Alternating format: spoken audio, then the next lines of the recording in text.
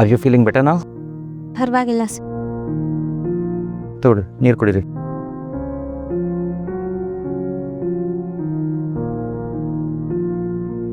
ನೋಡಿ, ನೀವು ಇಂಥ ನಿರ್ಧಾರ ಯಾಕೆ ತಗೊಂಡ್ರಿ ಅಂತ ನಂಗೆ ಗೊತ್ತಿದೆ. ಸೊ ಯಾವುದೇ ಮುಚ್ಚು ಮರೆ ಇಲ್ಲದೆ ದಯವಿಟ್ಟು ಎಲ್ಲ ವಿಷಯ ನಂಗೆ ಹೇಳಿ. ಒಬ್ಬ ಅಣ್ಣನ ಥರ ನಿಮ್ಗೆ ಏನು ಹೆಲ್ಪ್ ಬೇಕೋ ನಾನು ಮಾಡ್ತೇನೆ. ನೀವು ಯಾರನ್ನೋ ಪ್ರೀತಿಸಿದ್ರಲ್ವಾ? ಆ ಹುಡುಗ ಯಾರು? ಅದು ಸರ್, ನಾನು ಏನೂ ಹೇಳೋ ಪರಿಸ್ಥಿತಿಯಲ್ಲಿಲ್ಲ. ನೋಡಿ, ನಂಗೆ ಅರ್ಥ ಆಗುತ್ತೆ.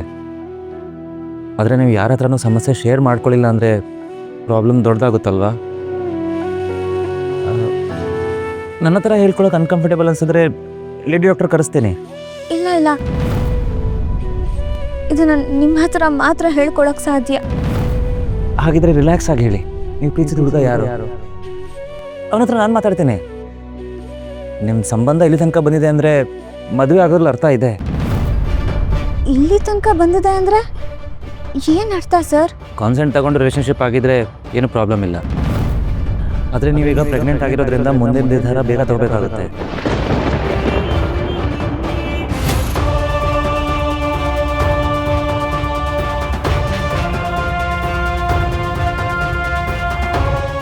ಏನು ಪ್ರೆಗ್ನೆಂಟಾ?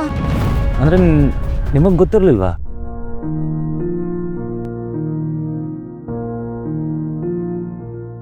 ಇಲ್ಲ. It's okay. ನೋಡಿ, ನೀವಾಗ ತಾಯಿ ಆಗ್ತಾ ಇದ್ರೆ ಅದಕ್ಕೆ ಕೇಳ್ತಾ ಇದ್ದೀನಿ. ನೀವು ಪ್ರೀತಿಸಿದ ಹುಡುಗ ಯಾರು? ಅವನ ಜೊತೆ ನಾನು ಮಾತಾಡ್ತೀನಿ. ಎರಡೂ ಫ್ಯಾಮಿಲಿ ಹತ್ರ ಮಾತಾಡಿ ಮದುವೆ ವ್ಯವಸ್ಥೆ ಮಾಡ್ತೀನಿ. ಹುಡುಗ ಯಾರು ಅಂತ ಹೇಳಿದ್ರು ನಿಮ್ಗೇನು ಮಾಡೋಕ್ಕಾಗಲ್ಲ ಸರ್.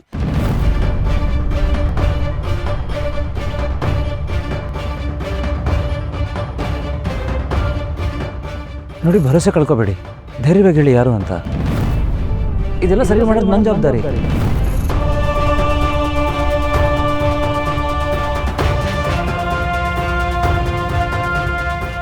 ನಾನು ಪ್ರೀತಿಸ್ತಾರ ಹುಡುಗ ಬೇರೆ ಯಾರು ಅಲ್ಲ ಸರ್, ನಿಮ್ಮ ತಮ್ಮ ಸಂಜಯ್.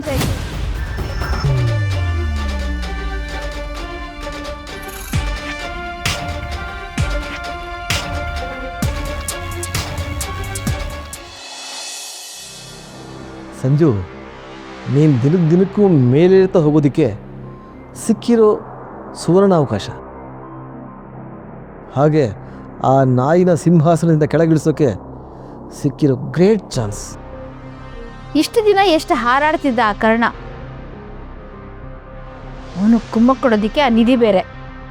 ಸಂಜು ಮದುವೆ ಆಗಿ ಒರಿಜಿನಲ್ ಸೊಸೆ ಈ ಮನೆಗೆ ಬರಲಿ, ಅವಳನ್ನ ಹೇಗೆ ಆಟ ಆಡಿಸ್ತೀನಿ ಅಂತ ನೋಡ್ತಾ ಇರಿ.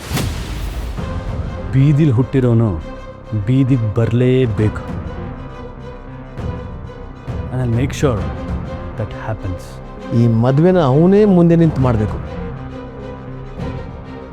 ನಿಧಾನವಾಗಿ ಆ ವರ್ಮಾ ಹಾಸ್ಪಿಟಲ್ ನಮ್ಮ ಕೈಗೆ ಬರಬೇಕು. ನಮ್ಮ ವಸಿಷ್ಠ ಹಾಸ್ಪಿಟಲ್ನ ನಂದೇ ಅಂತ ಆಡಳಿತ ಮಾಡ್ತಾ ಇದ್ದಾನಲ್ಲ, ಅದನ್ನು ಸರ್ವನಾಶ ಮಾಡಬೇಕು. Perfect dad. ಕ್ಲೌಡ್ ನೈನಲ್ಲಿ ಇದ್ದೀನಿ ಅಂತ ಬೀಗೋರೆಲ್ಲ ಒಂದಲ್ಲ ಒಂದಿನ ಕೆಳಗೆ ಇಳಿಲೇಬೇಕು.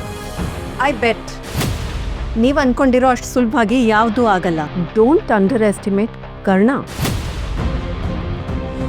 ಲೇ ತಾರಾ, ಯಾಕೆ ಅಪಶಕುನ ಮಾತಾಡ್ತೀಯಾ? ಅಪಶಕುನ ಅಲ್ಲ, ಇದು ರಿಯಾಲಿಟಿ.